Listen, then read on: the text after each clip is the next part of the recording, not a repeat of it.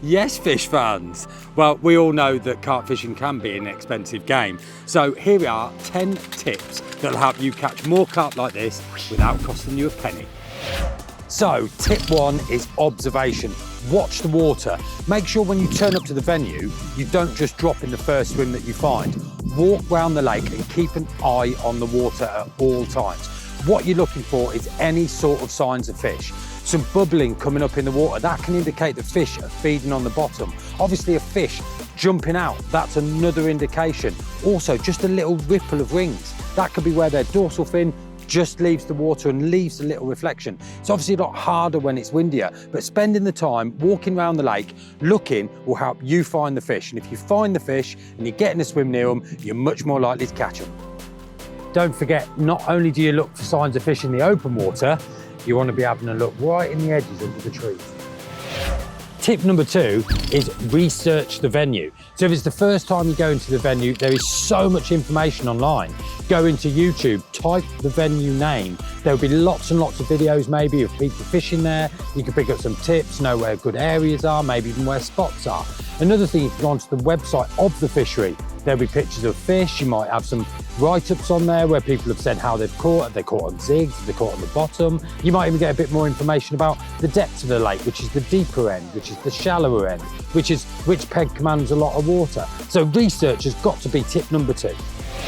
Tip number 3 has to be one thing that we talk about all the time in the UK, and that's the weather. There's loads of apps out there that you can download that are going to give you a good idea of what the weather conditions are going to be while you're at the lake. One of these is an app called Windy that I use all the time. What Windy does is it tells you which direction the wind is going to be blowing and how it will change every hour over your session. So if you've got a nice southwesterly wind coming, that's a warm wind, then quite often the fish will follow this wind. If it's blowing into the one corner, that's a good chance where the fish are going to be. However, it's a northerly wind, so it's blowing from the north, it tends to be really cold. So sometimes you will find the fish on the back of this wind. Not only that, it also helps understanding the weather on what you need to be wearing. So is it going to be blistering hot? You don't need to take any sort of winter gear with you. However, if it's going to be raining, you might want to take a waterproof or maybe even an umbrella if you like. But understanding the weather has to be tip 3. Right then, tip number 4 is learn to be accurate. Now this is something that can only come with time and practice. A good idea is to keep a rod with a reel and a lead in the car, so anytime you get an hour and you can get down a lake, you can have a cast and just keep practicing, casting at the same marker in the distance or even over to the far margin. Another way to be accurate is learn how to wrap up. Once you can wrap up and once you've found your spot, you know that you will always be casting to exactly the same area. But you've got to think about accuracy when you're baiting up. So while you're spodding, if you've found a nice little clear area and you're not spodding to that clear area, you could be putting bait in all sorts of areas, which means the fish aren't going to home in on one area. They can mill around, you won't get multiple runs, but you also want to make sure that your fishing rig is over the top of that bait. So tip number 4 is definitely how to be accurate. At this lake we're at the minute, I found a lovely little spot close to the margin. So I'm clipped up, cast out, hit the clip, right on target. Tip number 5 is learn how to feel the lead down or look for the donk. So this technique is something that takes, again, a little bit of practice. You cast out your rod, keep your line tight as the lead hits the water, and keeping a tight line, as the lead falls through the water, you're going to feel a slightly different sensation when the lead hits the bottom of the lake. For instance, when you land on something really firm, you will feel dunk come through the rod. It's much better done with braid. So your spod rod or your marker rod always have braid on it. Cast out, when it goes through the water, clonk, you'll feel it here at the bottom. Now, if you feel it very, very like thud, then that could be silt. If you don't feel any sort of drop, then you're definitely into some slick weed. So another good thing to practice is to go out and learn to feel the lead down or feel for the donk. Tip number 6 is look after, respect, and keep your kit clean. There's things that will aid you when it comes to casting. Keeping the eyes of your rod clean, making sure there's no dirt or build up in there. Winding your line back through a towel at the end of a session to remove the sediment.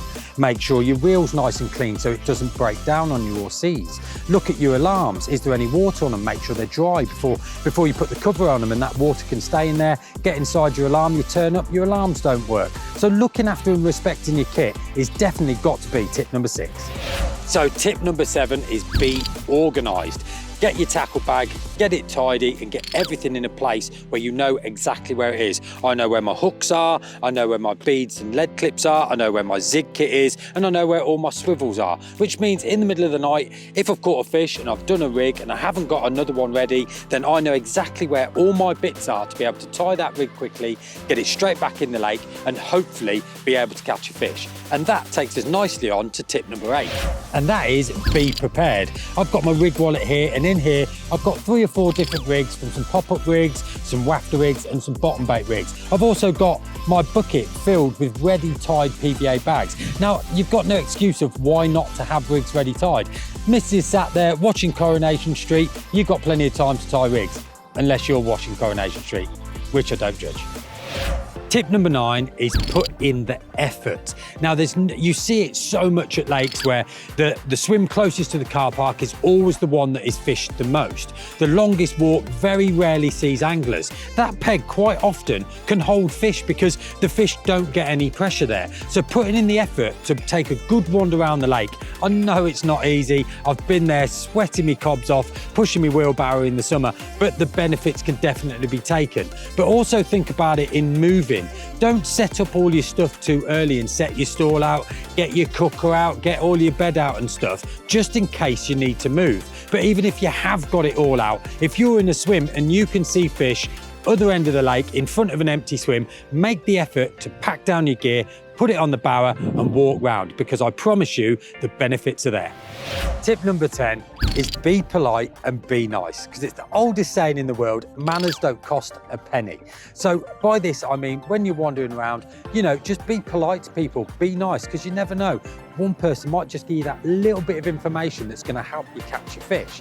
But the other person or persons to be nice to is the bailiffs. And the reason for this is the bailiffs know pretty much everything there is to know about the venue you're on. They're on here day in, day out, seeing people catch fish. If they're coming past and they look like they've had a busy old day, offer them a cup of tea. It's no harm to make them a brew. You've always got the spare guesty mug in the thing. So the bailiffs are a great person to always be nice to and always be polite. But that's it from us, and I hope you've enjoyed these 10 tips, and hopefully they're going to get you some more fish on the bank.